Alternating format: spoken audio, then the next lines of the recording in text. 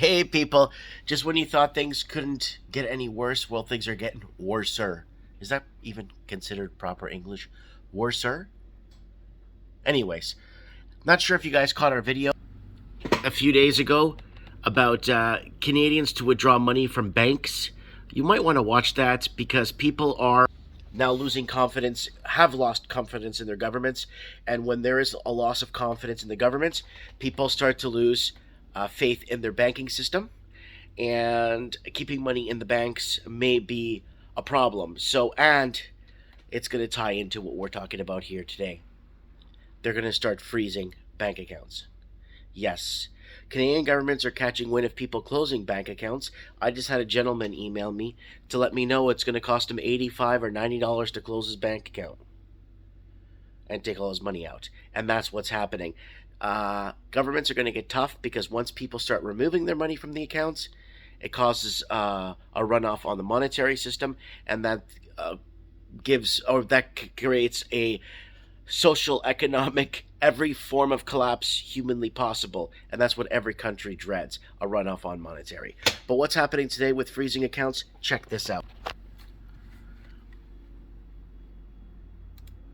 This guy right here, defense minister, or justice minister, sorry, there's so many people that are selected by the governments to basically live off the public tit.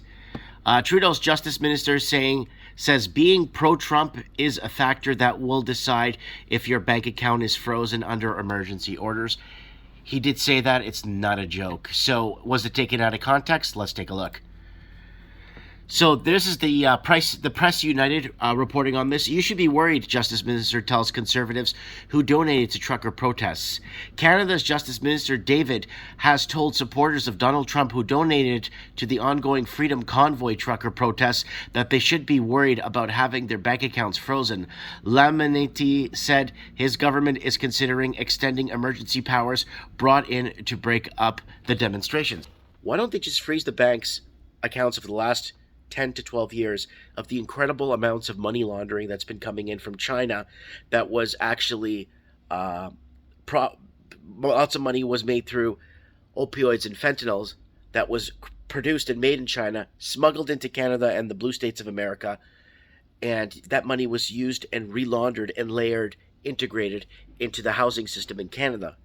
Why don't they freeze those bank accounts? Yeah, they ran an investigation last year about that. Trudeau government shut that down. 130,000 people may have gotten prosecuted and would have to go to jail. But let's not get into that right now. In a CTV interview we got right here, we'll just bring that up real quick here.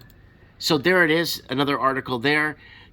Canada's Justice Minister says Trump supporters should worry about having their bank accounts frozen. And let's watch this, what he says here. This is it on Twitter. Play this on Twitter. This was played on the mainstream media here, but we'll go ahead and play it off of our friends here. Who is this?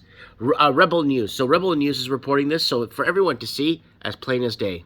Look, you just compared people who may have donated to this to the same people who are funding maybe a terrorist. I just want to be clear here, sir. This is really important. A lot of folks says, look, I just don't like your vaccine mandates and I donated to this. Now it's illegal. Should I be worried that the bank can freeze my account? What's your answer to that? Well, I think if you are a member of a pro-Trump movement who's donating hundreds of thousands of dollars and millions of dollars to this kind of thing, then you ought to be worried. Look, you just compared people who may have donated to this to the same people who are funding maybe a terrorist. I just want to be clear here, sir. This is really important. So it's just on replay there. And it goes on to say basically, it goes on to say here further that this is about following the money. Again, Canada would be in a recession without money laundering. So why aren't the governments following this money?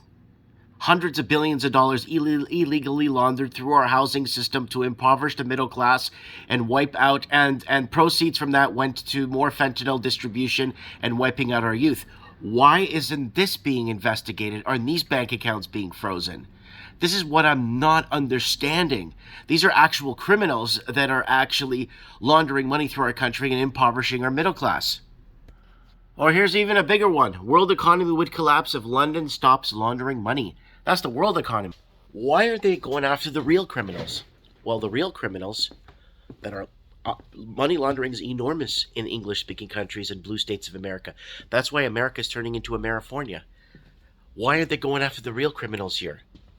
Because those are the people that are funding these politicians to stay in power. Whether they're in there legitimately or not, they're funded. But by who? By the money launderers. Mike Martin's here. I have spoken.